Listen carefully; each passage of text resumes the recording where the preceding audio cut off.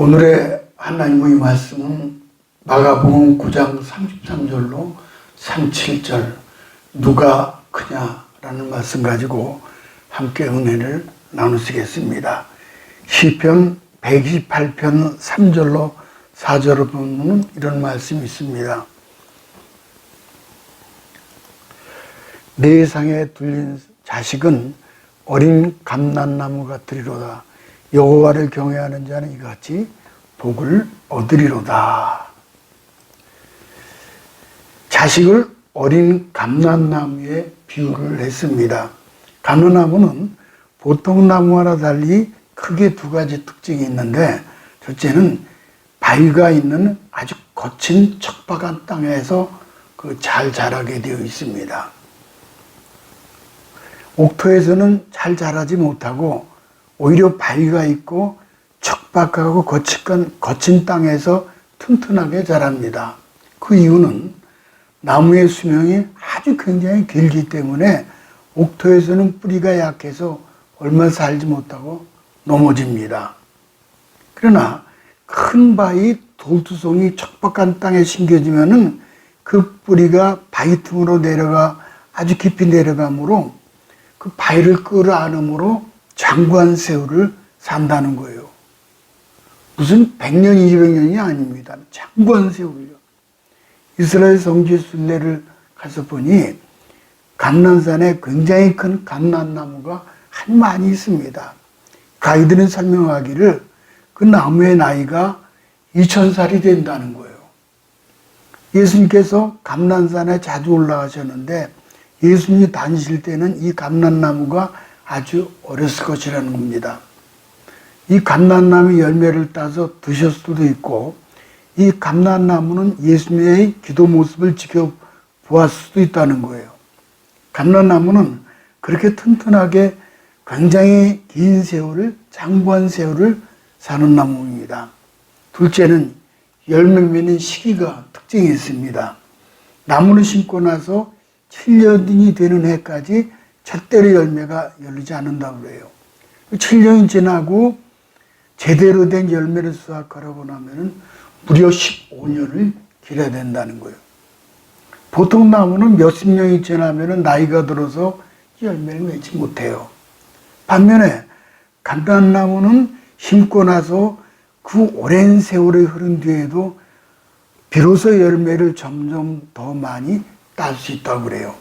그러므로 오랜 세월이 지나서 튼튼히 뿌리를 내리고 자라기 시작하면은 수백 년, 아니 1000년, 2000년이 흘러도 열매를 맺고 생산을 해낼 수 있는 능력이 있다는 겁니다.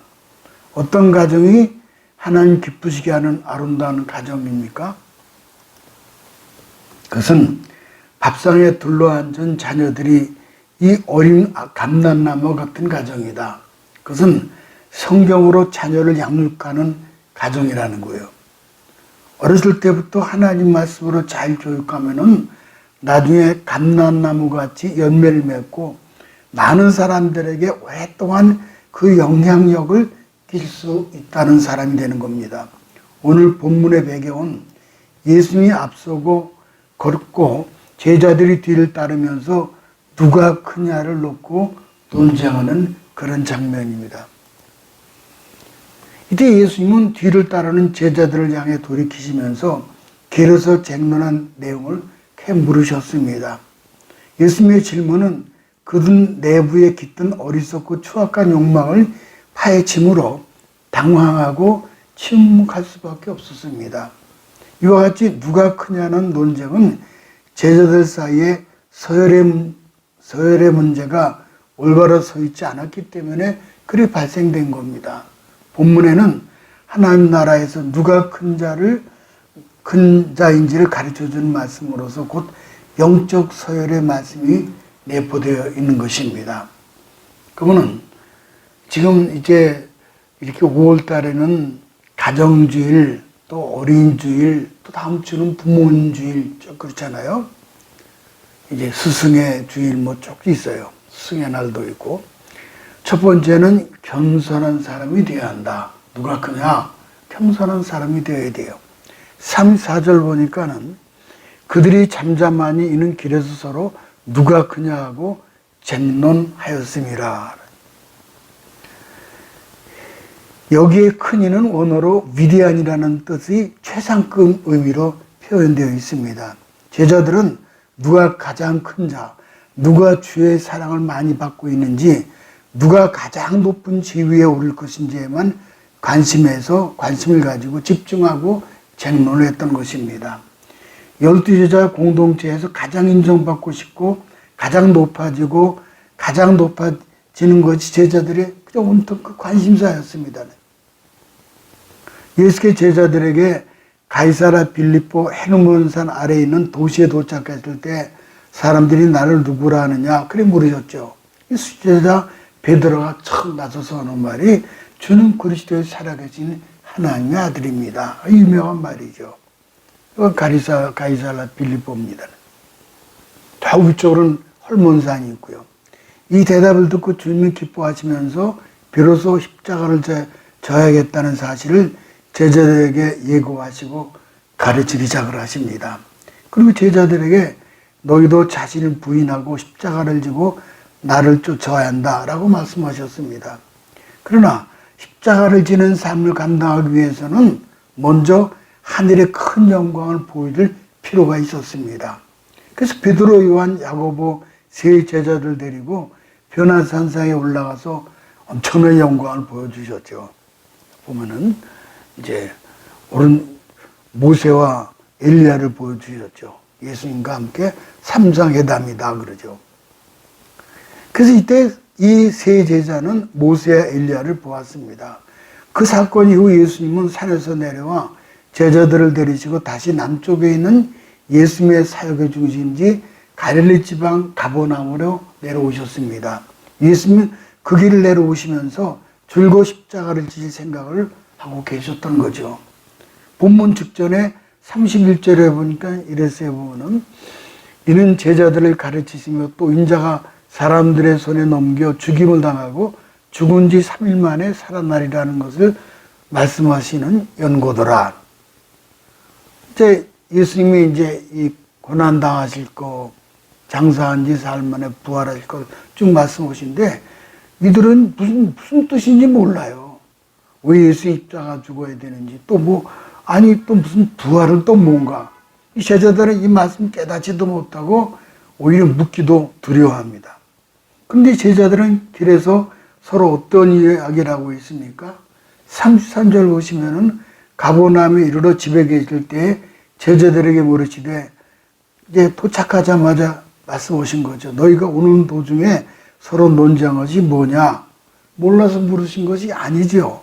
예수님도 아셨어요. 확인을 위하여 본격적인 가르침을 위해서 물어보신 것입니다.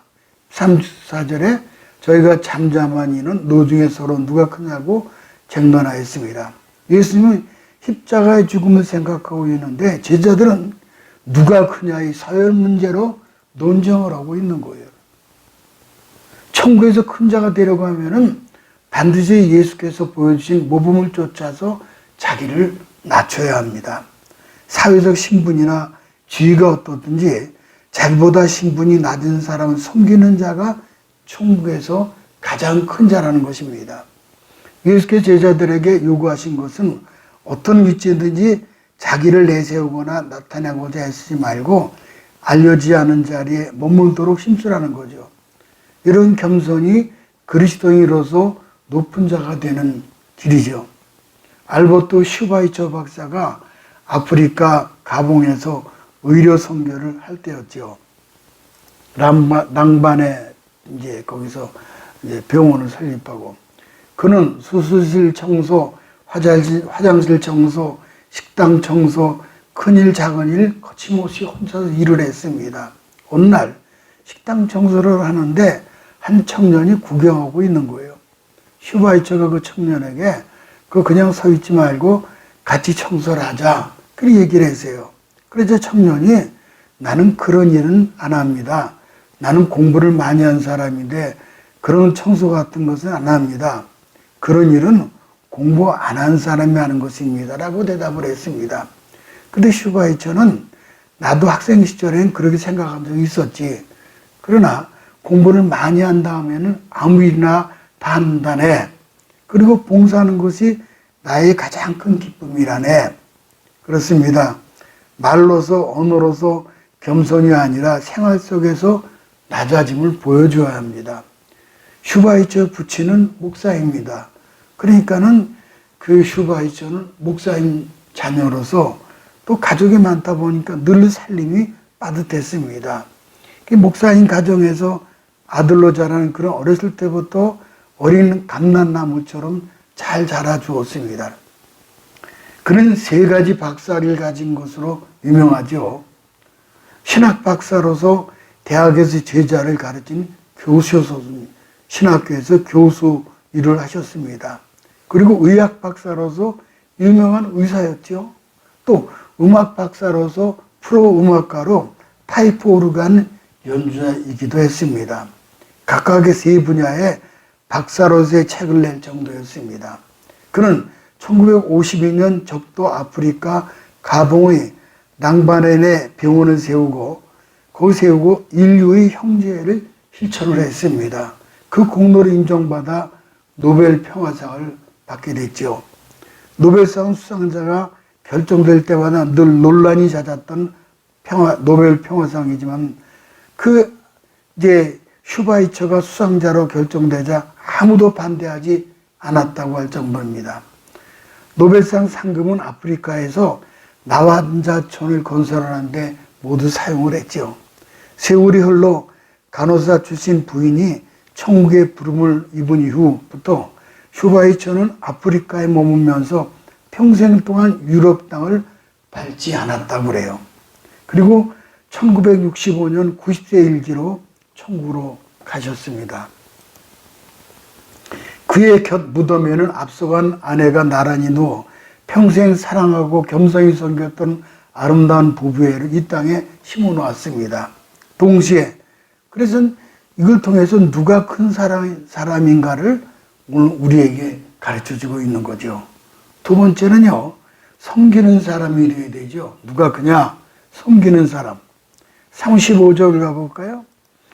예수께서 앉으사 12제자를 불러서 아무든지 첫째가 되고자 하면 무사람이 끝이 되며 무사람을 섬기는 자가 되어야 하리라. 여기 섬기는 자는 원어로 주인에게 복종하는 종의 자세다. 그런 뜻입니다. 초대교회 직분자들에게는 이 단어가 사용이 되었습니다. 억지로 복종하는 모습이 아니라 기쁘게 순종하는 모습을 나타내는 의미입니다. 누구든지 인간은 이 땅에서 명예와 영예를 얻고자 하는 욕구를 가지고 있습니다.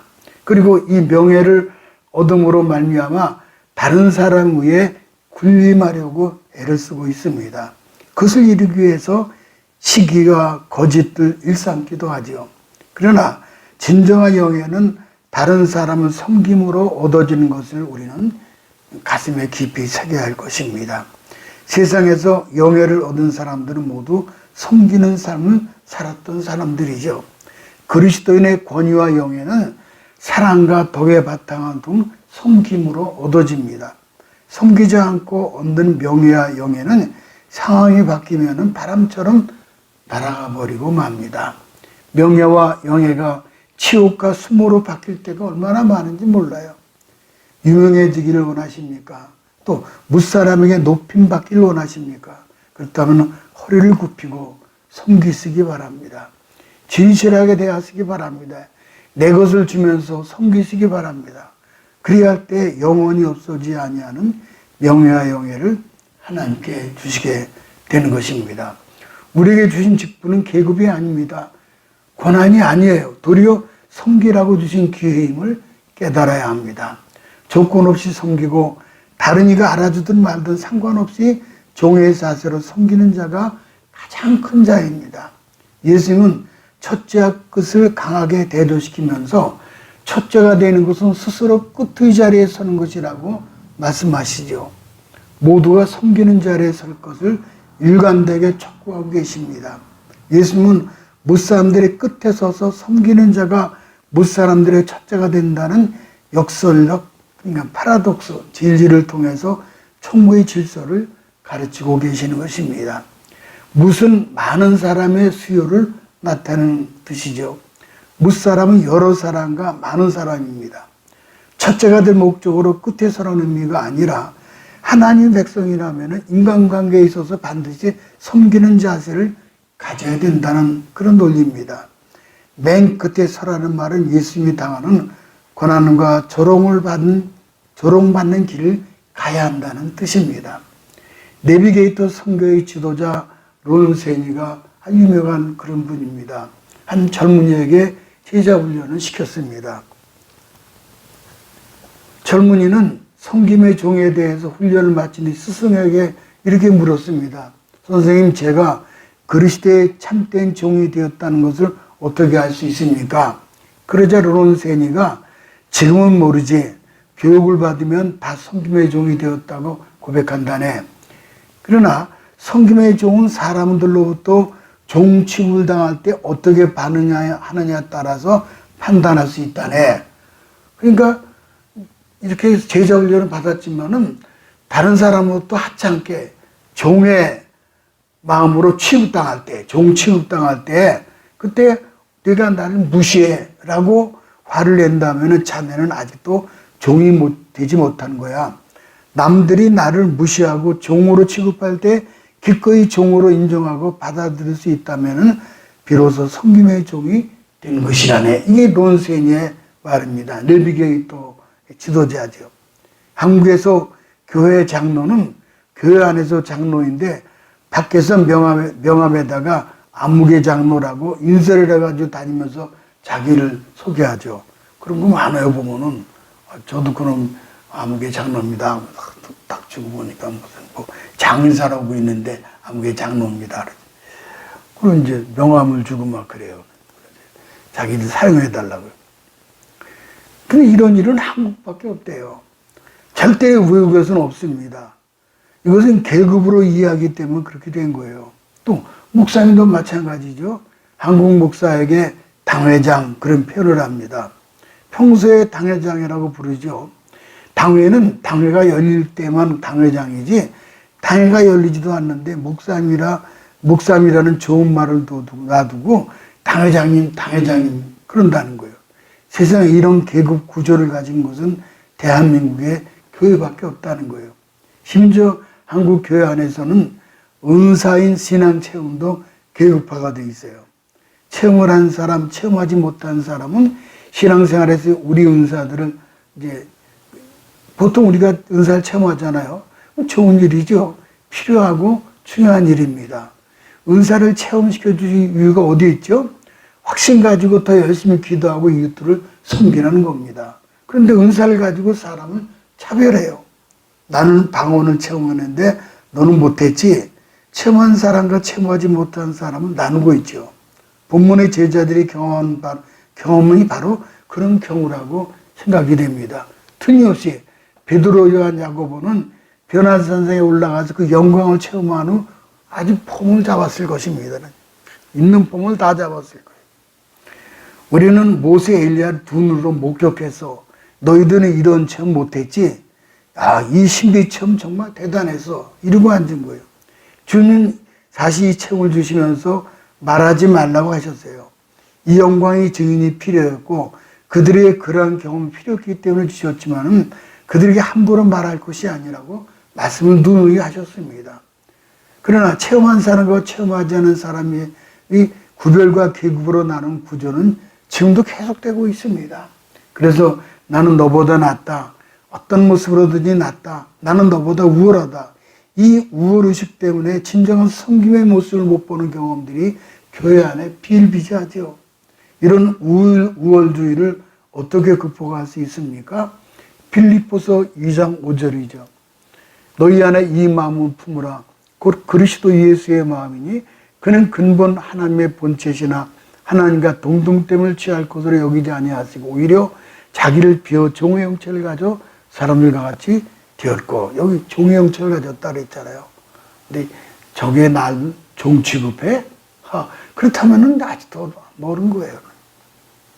그걸 그대로 받아들여야 하는 거죠. 예수님도 그러셨는데요. 그러나 예수님은 그 본체가 하나님 자신이세요. 그런데 종의 형체를 입고 사람이 되신 겁니다. 그 이유는 뭐예요? 섬기기 위함이죠. 뉴욕의 어떤 아파트에 일어난 얘기인데 어떤 노인 한 분이 멋지게 생긴 노인인데 층마다 아파트마다 문을 두드리면서 자선 모금을 하고 있는 거예요. 미국에 있었던 일인데 그 어떤 부인이 문을 딱 열어보니까 아주 멋지게 우아하게 생긴 노인이 제가 이 아파트에 살고 있는 불쌍한 이웃을 위해서 자선 모금을 하고 있는 중에 있습니다. 들어보니 참 이 멋있는 분의 귀한 일을 하는구나 생각해서 어떤 분을 도와주시려고 하는데요. 그랬더니 우리 아파트에 계시는 분인데 아주 비참한 상태에 있습니다. 남편은 실직하셨고 아이들은 굶주려 있고 전기요금 값을 내지 못해서 이미 전기가 끊어진 상태입니다. 그리고 이제 계속 하는 말이 그러는 거예요. 그리고 매월 내는 아파트 월세를 내지 못해서 내일이면은 이 아파트에서 쫓겨나갈 직전에 있습니다. 도와주십시오. 참 좋은 일 하시네요. 그러면서 이 부인이 근데 선생님은 누구십니까? 그랬어요. 근데 저는 이 아파트에 월세를 받는 집주인입니다. 아이 참. 이 사람의 모금은 자기를 위해서 그런 거죠. 이런 위선자들이 이 땅에 수없이 많아요. 위선자들이 얼마나 많은지 몰라요.